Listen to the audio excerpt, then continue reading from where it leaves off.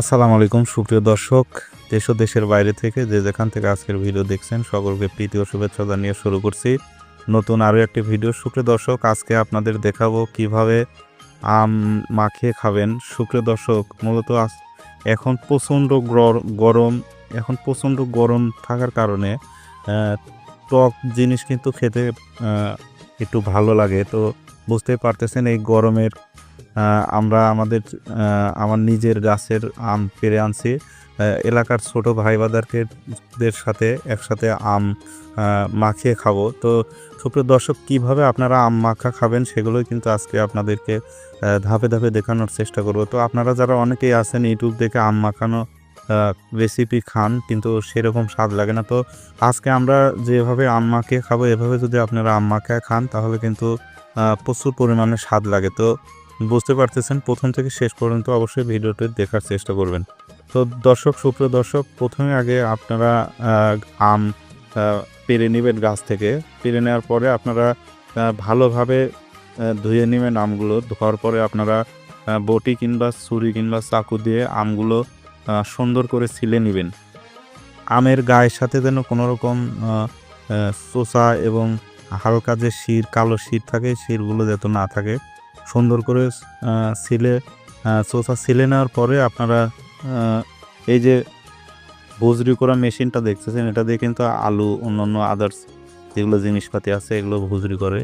এই ভুজরি মেশিন দিয়ে কিন্তু আপনারা চাইলে কিন্তু আপনারা ভুজরি করতে পারেন এবং সুন্দর করে ভুজরি করে এটার 2 থাক আছে। এটা মূলত আপনারা যদি ছোট থাক দিয়ে করেন তাহলে কিন্তু খেতে বেশি স্বাদ লাগে। বড়টা দিয়ে করলে অতটা স্বাদ লাগে না। ছোটোটা দিয়ে ভুজরি করলে আপনারা সুন্দর সফট হয় এবং সেই সাথে কিন্তু খেতেও দারুণ লাগে। এবং আমরা কিন্তু মূলত আমরা কিন্তু বাড়ির কাসুন দিয়ে আম মাখিয়ে খাই। আপনারা হয়তো পান আছে, অন্যান্য আদার্স যেগুলো কোম্পানি আছে সেগুলো কোম্পানির কাসুন দিয়ে আম মাখিয়ে খান, যার কারণে কিন্তু স্বাদ লাগে না।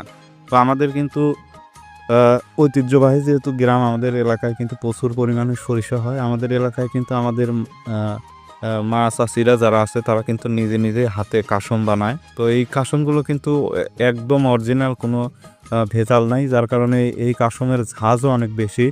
এবং এই কাসন দিয়ে কিন্তু যে কোনো জিনিস আপনি যদি মাখায় খান সেক্ষেত্রে কিন্তু আপনার প্রচুর পরিমাণে স্বাদ লাগে। তো বুঝতেই পারতেছেন, আমাদের হচ্ছে নিজের বানানো কাসন এবং নিজের বাড়ির গাছের আম, এবং সেই সাথে এলাকার ছোট ভাই বাদারদের সাথে নিয়ে আম মাখিয়ে খাওয়ার কিন্তু একটা অন্যরকম একটা মজাক। তো আজকে আমরা মূলত প্রতিদিনই এই আমটা খেয়ে থাকি, প্রায় 1 দিন 2 দিন পর পরই, যেহেতু প্রচণ্ড গরম। আর এই আমের সময় কিন্তু আমরা এলাকার সব পোলাপান এক জায়গায় থাকি, যার কারণে একেক দিন একেকজনের গাছ থেকে আম নিয়ে আসে এবং এই আমগুলো কিন্তু আমরা প্রায় 1 দিন 2 দিন পর পরই মাখিয়ে খাই। তো অন্যান্য দিনের চাইতে আজকে কিন্তু আম মাখানো একটু অন্যরকম, কারণ অন্যান্য দিন আমরা এভাবে ভুজরি করে খাই না। আমরা মূলত আপনারা যেভাবে বড় বড় করে কেটে খান সেভাবেই আমরা খাই, কিন্তু আজকে একটু অন্যরকমভাবে খাবো। যেহেতু ওইভাবে খাইলে কিন্তু আপনার দাঁত টেঙ্গা হয়ে যায় এবং অন্য কিছু আর খাওয়া যায় না, ভাতও খাওয়া যায় না। সেক্ষেত্রে আমরা এইভাবে ভুজরি করে খাচ্ছি। আমাদের কিন্তু যতই খাই কিন্তু দাঁত টেঙ্গা হবে না।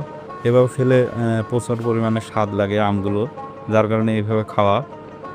তো আপনারা এইভাবে ভুজরি করে নেবেন। সুন্দর করে ভুজরি করার পরে আপনারা কাসুন, এবং আমরা কিন্তু লবণ দেই না, কারণ লবণ দিয়ে খাইলে বেশি স্বাদ লাগে না। আমরা মূলত বিট লবণ যে আছে, বিট লবণ আমরা বেটে ও সুন্দর করে আমরা ওই বিট লবণ দিয়ে মাখিয়ে খাই, যার কারণে অন্যরকম একটু স্বাদ লাগে। আপনারা বিট লবণ দিয়ে খায়া ট্রাই করতে পারেন।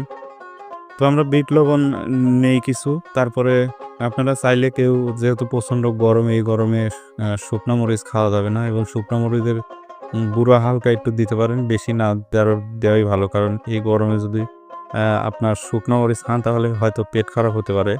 আমরা মূলত কাঁচা মরিচ এবং কাসুন এবং বিট লবণ এই 3টা জিনিস দিয়ে আম মাখায় খাবো। তো দেখতেই পাচ্ছেন ছোট ভাই নাইম কিন্তু সুন্দর করে আমগুলো ভুজরি করতেছে। আমি মূলত আমগুলো ছিলে দিয়েছি এবং সে সুন্দর করে ভুজরি করতেছে। সে কিন্তু দারুণ ভুজরি করতে পারে।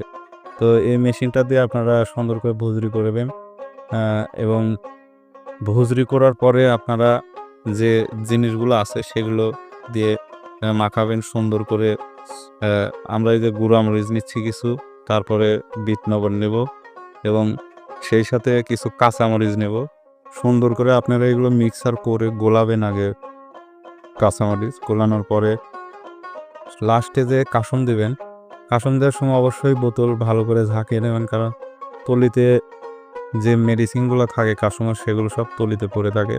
ভালো করে ঝাঁকিয়ে নেবেন কাসুন্দির বোতল এবং মাখানোর পরে আপনারা এই যে এরকম আসবে ফ্লেভার, এবং তারপরে আপনারা খেয়ে টেস্ট করে দেখবেন যে কেমন স্বাদ লাগে।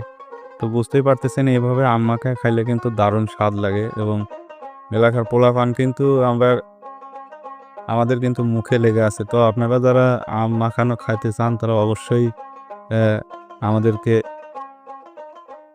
কমেন্ট করবেন, টেক্সট করবেন যে আপনারা কে কীভাবে আম মাখায় খান। তো সুপ্রিয় দর্শক, এই ছিল আজকের মূলত ভিডিও। তো আপনারা যারা এই গরমে আম মাখায় খাইতে চাচ্ছেন তারা অবশ্যই আপনারা নিজে আম মাখায় খাবেন এবং সেই সাথে ভিডিও করে ব্লগ আকারে ইউটিউবে আপলোড করার চেষ্টা করবেন, যাতে আপনার আম মাখানো কীরকম সেগুলো অন্য মানুষ দেখে সে আবার ওই রকম করে ট্রাই করে দেখতে পারে যে কেমন স্বাদ হয়। তো দর্শক, আগে আম খেয়ে নেই, কথা না বাড়িয়ে। আম খাইতে সব আম খাওয়া হয়ে যাচ্ছে। তো এই ছিল আজকের ব্লগ। ভালো থাকুন, সুস্থ থাকুন এই কামনাই করি এবং অবশ্যই চ্যানেলটা সাবস্ক্রাইব করে দিবেন। পাশে থাকুন। ধন্যবাদ।